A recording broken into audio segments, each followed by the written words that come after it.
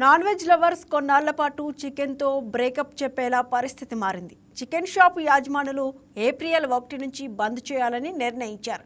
Poultry కంపెనీలు సరిపడా మార్జిన్లు ఇవ్వడం లేదని, దాంతో వ్యాపారం కొనసాగించడం కష్టంగా మారిందని చికెన్ షాపు వ్యాపారులు చెబుతున్నారు.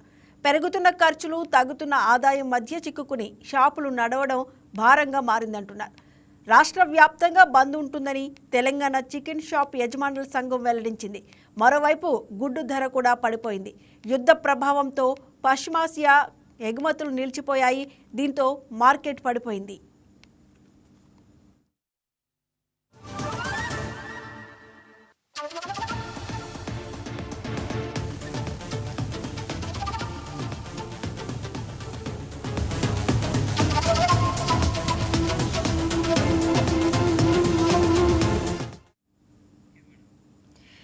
ఇదే అంశానికి సంబంధించి మరింత సమాచారాన్ని మా స్పెషల్ కరెస్పాండెంట్ బిందు అందిస్తారు.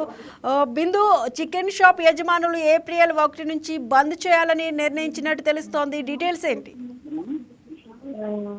రైట్ సుష్మా, చూసుకుంటే మనం హైదరాబాద్ నగరంలో చికెన్ వ్యాపారాలు కీలక మరుపు తిరిగే సూచనలు కనిపిస్తున్నాయి.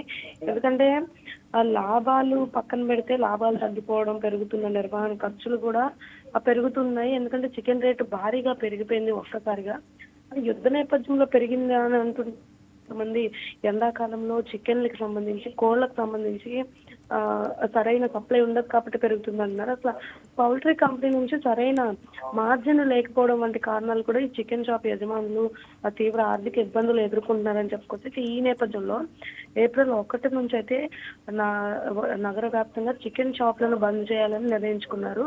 ఆ పరిస్థితి తీవ్రతను చూపిస్తుంది. అయితే ఇప్పటికే పలు చోట్ల ఆ పోస్టర్లు వెలిసిపోవడం కానీ, వినియోగదారులు ఆందోళన కలిగించడం కానీ ఇటువంటివి కనిపిస్తున్నాయి. అసలు వినియోగదారులు కూడా ఇంకా షాప్స్ లో పూర్తిగా వినియోగదారులు చికెన్ కొనే అవకాశం కూడా లేకుండా ఉంది. ఇంకా మరోవైపు అంతర్జాతీయ పరిస్థితుల ప్రభావంతో కూడా గుడ్ల ఎగుమతులు దెబ్బతినడం జరిగింది. ఎందుకంటే పశ్చిమాసియాలో జరుగుతున్న యుద్ధ నేపథ్యం వల్ల పూర్తిగా గుడ్ల రేట్ అయితే పూర్తిగా పడిపోయింది.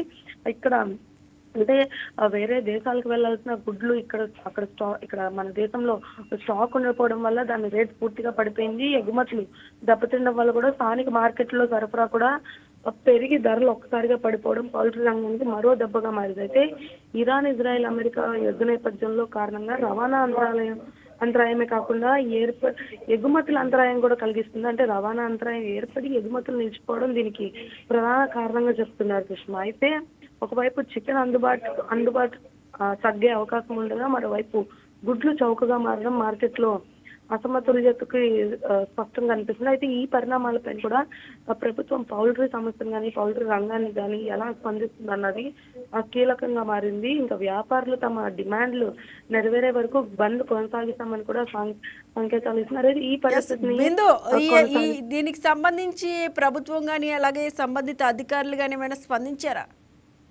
ముఖ్యంగా ఇప్పుడైతే ఎటువంటి రిప్లై లేదనే చెప్పుకోవచ్చు. అయితే రానున్న రోజుల్లో ఉండొచ్చు.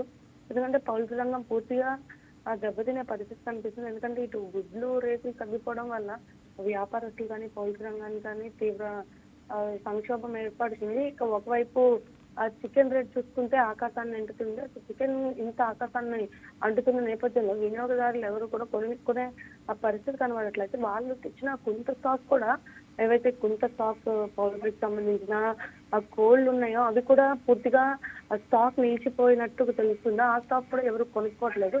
ఇటు వీరికి అంటే ఎవరైతే ఇన్వెస్ట్ చేస్తారో వాళ్ళందరికీ ఖచ్చితంగా ఇది పూర్తిగా దెబ్బతీసిన పరిస్థితి కనిపిస్తుంది.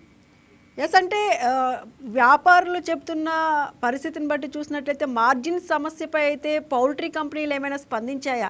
అంటే ఈ పరిస్థితిని సరిచేయడానికి కంపెనీలు ఏ చర్యలు తీసుకుంటున్నాయి? అంటే ఇప్పటికే చూసుకున్నట్టయితే చికెన్ ధరలు అయితే పెరిగాయి, గుడ్ల ధర తగ్గినా కూడా.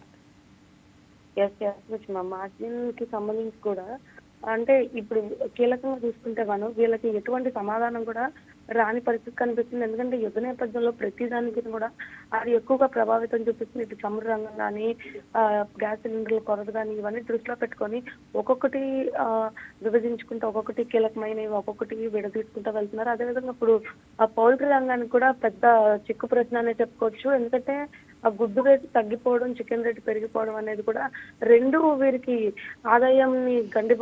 ఆదాయానికి గండిపడిందని చెప్పుకోవచ్చు. ఎందుకంటే ఆ చికెన్ రేటు పెరిగింది కాబట్టి చికెన్ రేటుకి సంబంధించి ఎవరైతే ఆ వ్యాపారస్తులు ఉన్నారో వారు చికెన్ రేట్ పెరగడం వల్ల వినియోగదారులు ఎవరు లేకపోవడంతో దెబ్బతింటున్నారు. ఇటు గుడ్లు రేటు చూసుకుంటే భారీగా పడిపోయింది. అంటే ఆ గుడ్లు కొనుగోలుదారులు కొనుక్కుంటున్నప్పటికీ కూడా వారికి మార్కెట్లో అంటే మార్కెట్ రేట్ ప్రకారం సరైన మార్కెట్ ధర రావట్లేదు కాబట్టి ఇక్కడ కూడా దెబ్బతింటున్న పరిస్థితి కనిపిస్తుంది కృష్ణ.